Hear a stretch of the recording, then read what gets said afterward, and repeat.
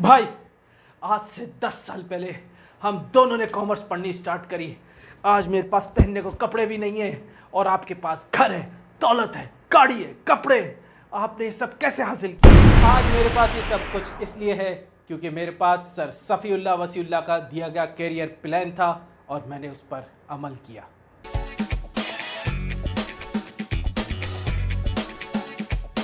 अस्सलाम वालेकुम students, this is Safiullah Wasiullah with you. Students, आज की वीडियो में हम लोग डिस्कस करेंगे कि जो कॉमर्स के स्टूडेंट्स हैं उनके लिए कौन कौन से ऑप्शंस अवेलेबल हैं, कौन कौन सी एजुकेशन ऐसी है जिसमें वो आगे पढ़ सकते हैं और कौन कौन सी फील्ड ऐसी हैं जिसमें वो जाके तरक्की हासिल कर सकते हैं। बच्चों, मैंने ख़ुद भी ज़िंदगी में कॉमर्स ही पढ़ी है और ऐसी इंडस्ट्रीज़ और ऐसी कंपनीज़ के साथ में मुंसलिक रहा जिसका ताल्लुक़ भी कॉमर्स की फील्ड से था। इसीलिए मैं कॉमर्स के ऊपर आपको आज एडवाइस करने आया हूँ और ये बहुत ज़रूरी पॉइंट है। जिसने जो चीज़ ना की हो उसके ऊपर अगर वो एडवाइस करे तो उसमें इतना दम नहीं होता। वैसे तो मैं इन चीज़ों का इतना जिक्र नहीं करता, लेकिन क्योंकि मैं आपको एडवाइस करने जा रहा हूँ तो थोड़ा सा जिक्र ज़रूर यहाँ करूँगा ताकि आप लोगों को उसके बारे में पता हो।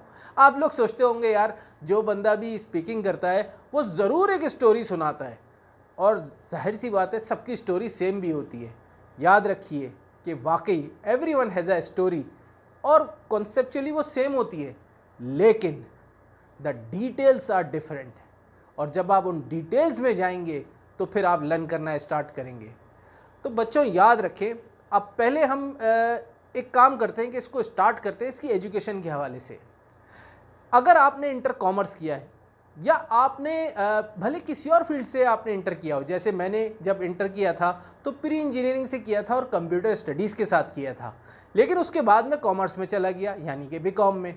तो हम बात करते हैं कि चाहे आपने इंटर कॉमर्स किया हो या फिर आपने इंटर जो है किसी और फील्ड से किया हो, तो उसके बाद आपके पास कौन कौन से ऑप्शन हैं पहले पढ़ाई के। एक ऑप्शन जो सबसे मशहूर है वो है बीकॉम। मैंने भी बजाते खुद बीकॉम किया था। उसके अलावा बीबीए, उसके अलावा बीएस कॉमर्स। तो ये वो मेन आपके पास डिग्रीज़ हैं जो कि ज़्यादातर लोग इन्हीं की तरफ नज़र डालते हैं। अच्छा, मैंने बीकॉम की तरफ नज़र इसलिए डाली थी क्योंकि उस वक्त मैं काम करता था, जॉब्स भी करता था, मुझे ज़रूरत थी, तो इसलिए मैं चाहता था कि कोई ऐसी चीज़ है जो 2 साल में कंप्लीट हो जाए और मेरे पास ग्रेजुएशन की डिग्री आ जाए, इसलिए मैंने बीकॉम किया। वरना लोग चाहें तो आप बीबीए कर सकते हैं जो कि 4 साल होता है। बीएस कॉमर्स ये नई डिग्री आई है, पहले बहुत नई हुआ करती थी, मेरे ज़माने में आ गई थी, मतलब ये कि नई भी नहीं है लेकिन बहुत पुरानी भी नहीं है, तो ये भी 4 साल की डिग्री है, आप ये भी कर सकते हैं। अच्छा, इसके बाद जब ये तीनों चीज़ें आप कर लेंगे तो उसके बाद आपके पास ऑप्शन आ जाता है कि या तो आप एमकॉम कर लें या फिर आप जिस तरह बीएस कॉमर्स है उसी तरह आजकल एमएस कॉमर्स भी होता है, वो भी कर सकते हैं। उसके अलावा आप चाहें तो एमपीए जो मास्टर ऑफ पब्लिक एडमिनिस्ट्रेशन होता है उसकी तरफ भी जा सकते हैं, तो एमए की तरफ जा सकते हैं इकोनॉमिक्स में। तो ये वो डिग्रीज़ की मैंने भी बात करी जो कि ग्रेजुएशन और मास्टर्स की डिग्रीज़ आपके साथ अवेलेबल होती हैं आपको यूनिवर्सिटीज़ में। मैंने बजाते खुद जब बीकॉम किया तो उसके बाद मैंने कराची यूनिवर्सिटी से एमकॉम कर लिया था।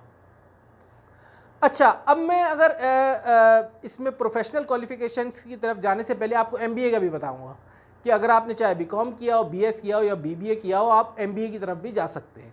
तो ये तो बात हो गई डिग्रीज़ की। अब हम बात करेंगे प्रोफेशनल क्वालिफ़िकेशंस की। तो उसमें सबसे पहले जो पाकिस्तान का चार्टर्ड अकाउंटेंट्स ऑफ पाकिस्तान है, सीए। अच्छा, ये जो है ना, मैं आपको बताऊं क्योंकि मैंने पाकिस्तान में भी काम किया है और दुनिया भर में मैं जाता रहता हूं और इस वक्त सऊदी अरब में भी हूं, तो इसको पूरी दुनिया में माना जाता है।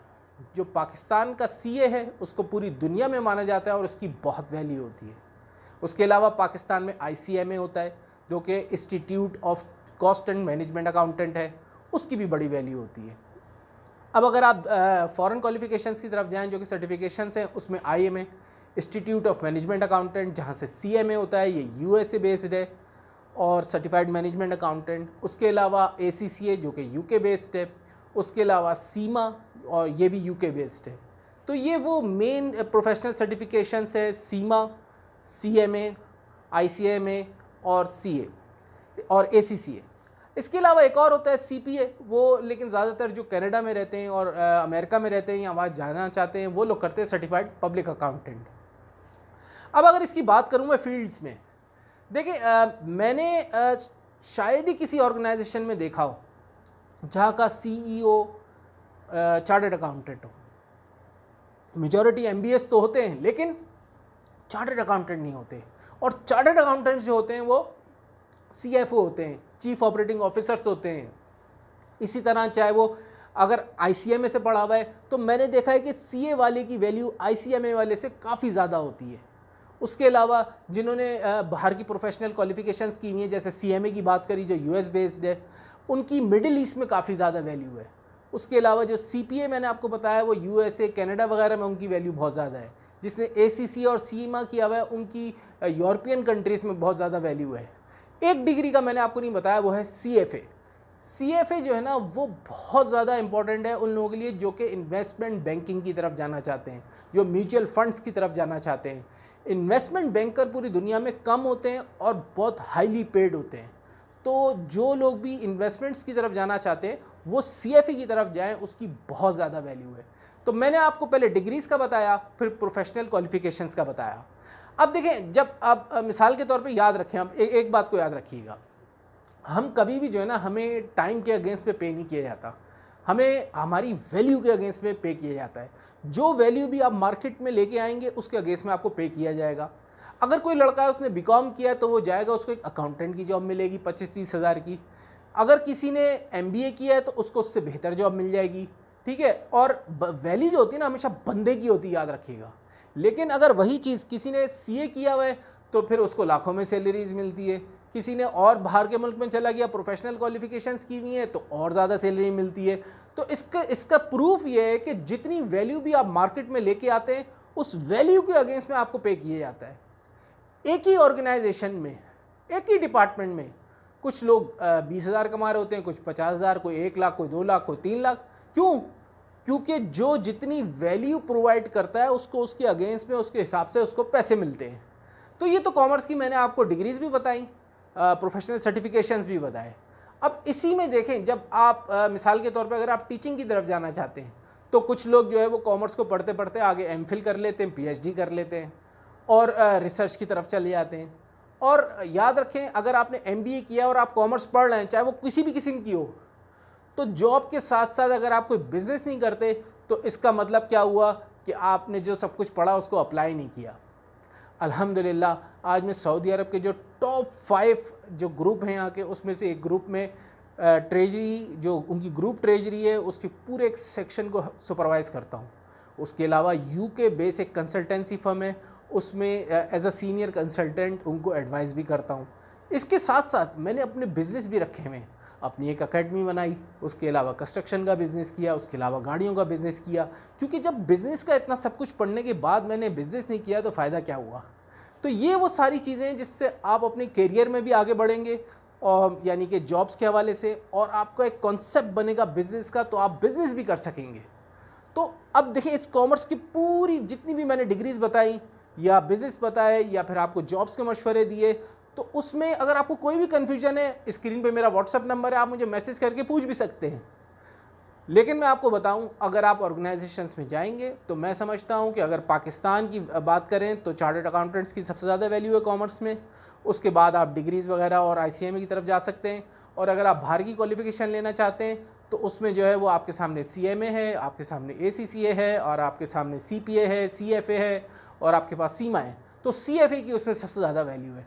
लेकिन मैं फिर से बता दूं आपको, वैल्यू बंदे की होती है और वो अपनी वैल्यू खुद क्रिएट करता है, अपनी जो वैल्यू मार्केट में लेके आता है उससे। चलें हम बात करते हैं कुछ ऐसे ऑप्शंस की जो कि कॉमर्स के स्टूडेंट्स के सामने होते हैं। नंबर 1, टीचिंग का, यानी कि अगर कोई इंसान टीचर बनना चाहता है और वो या ट्रेनर बनना चाहता है, तो जाहिर सी बात है कि जब वो अपनी कॉमर्स की फील्ड्स में डिग्रीज ज़्यादा से ज़्यादा हासिल करेगा तो उसके पास ही ऑप्शन ओपन हो जाता है कि वो टीचिंग कर सके और ट्यूशन्स पढ़ा सके, या फिर किसी कॉलेज में, यूनिवर्सिटी में अपनी एकेडमी खोल सकता है और हाई लेवल तक, यानी कि आप ये समझ लें कि ऑर्गेनाइजेशंस में जाके वो इसकी ट्रेनिंग भी दे सकता है। दूसरा ऑप्शन है बैंक्स का। बैंक्स के लिए देखें, अब ऑप्शन इसलिए बढ़ गए हैं क्योंकि इस्लामिक बैंक्स भी जो है वो स्पेशली बहुत ज़्यादा जो है वो कुछ अरसे से आपके सामने आ गए हैं और वो एक पूरी इंडस्ट्री है। तो मैं ये आपको सजेस्ट करूँगा कि अगर आप कॉमर्स पढ़ के बैंक्स में जाना चाहते हैं और इस्लामिक बैंक में जाना चाहते हैं तो कोई 1 साल का डिप्लोमा कर लें या फिर कोई सर्टिफिकेशंस कर लें इस्लामिक बैंकिंग की। मिसाल के तौर पे मैंने आपको बताया सीमा का, अब सीमा इन इस्लामिक फाइनेंस भी होता है। उसके अलावा आपको इस्लामिक बैंकिंग के बेशुमार कोर्सेज मिल जाएंगे जो कि फॉरेन बॉडीज़ की तरफ से भी हैं और पाकिस्तान में भी हैं, तो आप वो करके इस्लामिक बैंक्स की तरफ भी जा सकते हैं। उसके अलावा आप कमर्शियल बैंकिंग में जा सकते हैं। मैंने खुद काम किया है बैंक इस्लामी में, मीज़ान बैंक में और लीजिंग कंपनीज़ में। ये एक बहुत बड़ा सेक्टर है लीजिंग सेक्टर, जिसमें आप जो है वो जॉब्स कर सकते हैं कॉमर्स पढ़ने के बाद। उसके अलावा जो इंश्योरेंस कंपनीज़ हैं और उसमें भी अब इस्लामिक आ गई हैं, जिसे आप जो है तकाफुल कहते हैं। तो तकाफुल की कंपनीज़ अलग हैं, इंश्योरेंस कंपनीज़ अलग हैं। तो आपके पास लीजिंग कंपनीज़ के ऑप्शन है, बैंक्स के ऑप्शन है, इंश्योरेंस कंपनीज़ के ऑप्शन हैं, टीचिंग यानी कि यूनिवर्सिटीज़ कॉलेजेस के ऑप्शन हैं। उसके अलावा लॉ फर्म्स में जो है वो आप इंटर्नशिप्स वगैरह कर सकते हैं। उसके बाद जो है आप वहाँ पे जॉब भी कर सकते हैं। और जब आप अगर प्रोफेशनल क्वालिफिकेशन की तरफ गए तो आप अपनी लॉ फर्म भी खोल सकते हैं, ऑडिट फर्म खोल सकते हैं, आप LLB की तरफ जा सकते हैं। अगर आपने ग्रेजुएशन की है, बीकॉम किया है, तो उसके बाद आप LLB भी जो है कर सकते हैं। और ये आप जो आपकी लॉयर फर्म्स वगैरह हैं उसकी तरफ भी जा सकते हैं, लॉयर बन सकते हैं। तो ये वो फील्ड्स हैं जो कि मेजर है, इनमें आप जॉब्स कर सकते हैं। उसके अलावा किसी भी ऑर्गेनाइजेशन में, कंपनी में आप जाएंगे तो फाइनेंस और अकाउंट्स का डिपार्टमेंट तो लाजमी होता है। तो जिसने भी कॉमर्स पढ़ी है उसके लिए ये कितनी अच्छी अपॉर्चुनिटी है कि कोई भी ऐसी कंपनी ऑर्गेनाइजेशन, आपको कोई ऐसा बैंक नहीं दिखेगा जहाँ पे फाइनेंस और अकाउंट्स के डिपार्टमेंट ना हो। हर जगह होते हैं।